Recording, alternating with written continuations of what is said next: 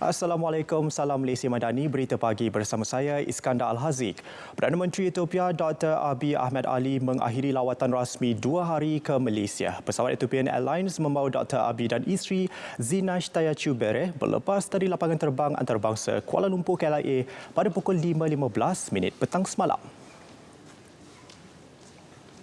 Hasil pertemuan bersama Perdana Menteri Datuk Seri Anwar Ibrahim, Dr. Abiy bersetuju untuk meningkatkan kerjasama dalam berbagai bidang utama termasuk pertanian, perindustrian, pelombongan, perdagangan dan pelaburan. Beliau turut mahu belajar daripada Malaysia cara memodenkan bandar dan membina infrastruktur. Ethiopia rakan dagang ke-26 terbesar Malaysia di benua Afrika pada 2023.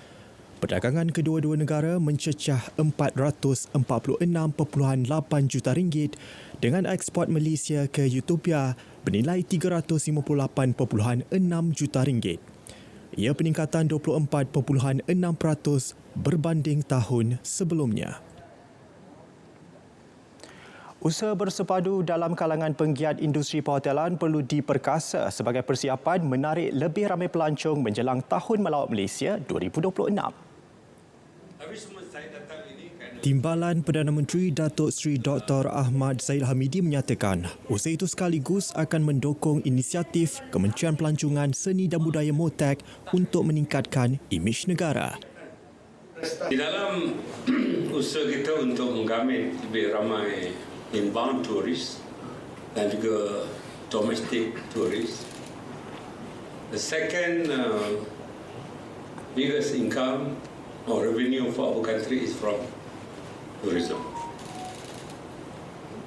Daripada sebawah-bawah homestay atau inap desa di kampung-kampung hingga ke 6-star hotel di Malaysia, harus ada concerted effort, usaha yang bersepadu untuk kita menjual jenama Malaysia.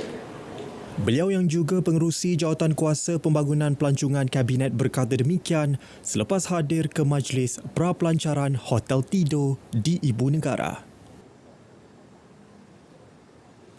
Dewan Bandaraya Kuala Lumpur DBKL akan memulakan kajian geoteknikal di kawasan segi tiga emas di ibu kota mulai tahun depan.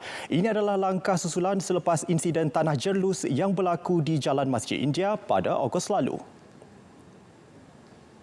Menurut Menteri di Jabatan Perdana Menteri Wilayah Persekutuan Dr. Zaliha Mustafa, sebanyak RM10 juta diperuntukkan untuk tujuan kajian ini. Kajian geoteknikal ini sebenarnya yang saya pernah juga sebut sebelum ini memang dilaksanakan, tetapi kita lakukan biasanya di kawasan-kawasan yang bercerun. Tetapi pada kali ini kita juga mewajibkan kajian teknikal dikemukakan daripada pemaju sebelum kita meluluskan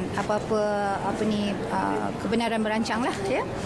Jadi maksudnya tidak kira sama ada pembangunan itu di kawasan bercerun maupun di kawasan lapang ataupun kawasan tanah rata atau di mana-mana saja di sekitar Kuala Lumpur, khususnya kita akan memastikan bahawa mereka mengemukakan kajian geoteknikal mereka lah. Beliau memberitahu semasa program pemantapan pengurusan hartanah WP Putrajaya 2024 di Putrajaya. Radio Televisyen Malaysia RTM berjaya mengungguli 26 kategori pencalonan menerusi kemuncak Anugerah Sri Angkasa ASA 2024 malam tadi. Ia merangkumi 11 kategori TV, 14 kategori radio dan 1 kategori media.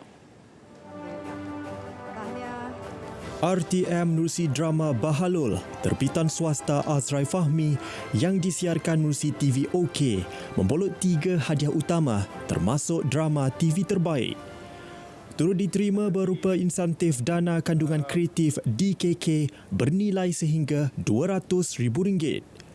Dalam pada itu, RTM menerima anugerah penyampai berita TV terbaik menerusi penyampai Hazel Desmond dan penyampai radio lelaki terbaik DJ Kid Kelantan FM.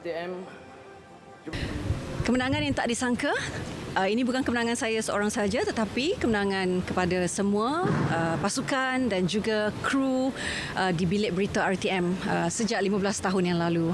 Terima kasih kepada semua yang memberi peluang kepada saya, yang mendidik, membuka pintu, memberi tunjuk ajar kepada daripada semualah senior-senior. Saya hanya sekadar datang sebenarnya hanya untuk memenuhi jemputan. Okey. Bila saya lihat nama saya bersama dengan barisan-barisan yang boleh dikatakan nama besar mereka, iaitu Anil, Khairi Jamaluddin, Fitri Yahya dan Azlan Omar, saya rasa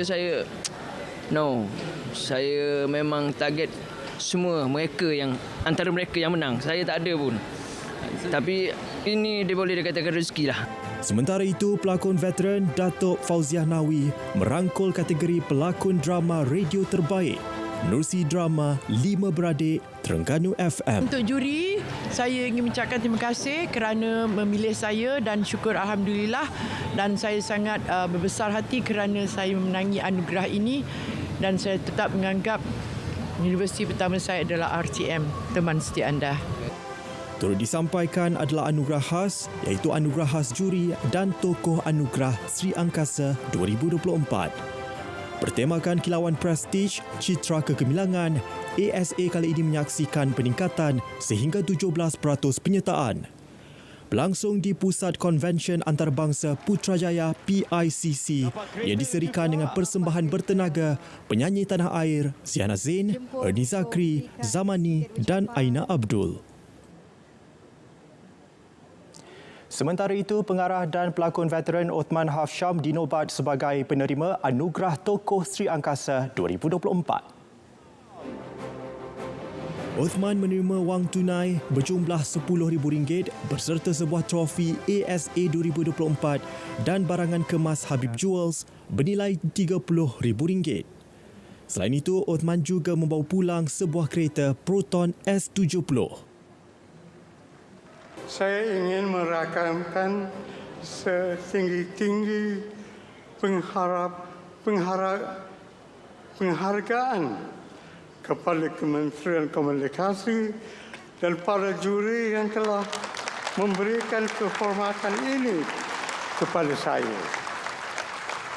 Anugerah ini adalah juga untuk semua yang telah mendorong dan menyokong dan memberi inspirasi bagi sepanjang perjalanan saya. Sementara itu, anugerah khas juri pula diberikan kepada Said Muhammad menerusi hasil karyanya iaitu Aroma Puncak Borneo siaran TVS. Sekaligus melayakkan Said membawa pulang wang tunai berjumlah RM8,000 berserta trofi dan barangan kemas tajaan Habib Jewels bernilai RM20,000.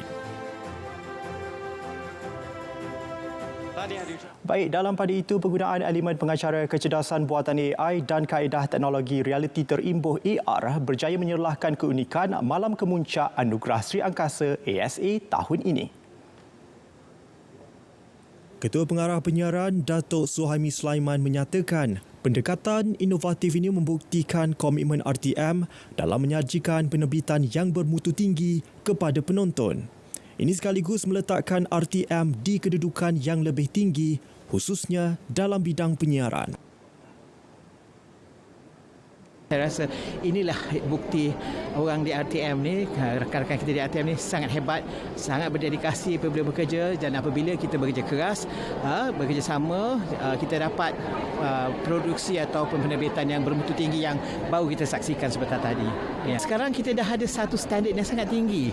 Jadi sekarang kita cuma bersaing dengan diri kita dan kita harus sentiasa bertanya lagi soalan bagaimana kita harus lebih menghasilkan satu yang mungkin lebih baik daripada apa yang kita tunjukkan pada malam ini. ASA 2024 menampilkan kelainan dengan pengenalan pengacara AI yang dikenali sebagai Ivan. Berita pagi diteruskan dengan edisi Sabah dari Sungai ke Segara, Palestin pasti merdeka. Assalamualaikum, salam Malaysia Madani.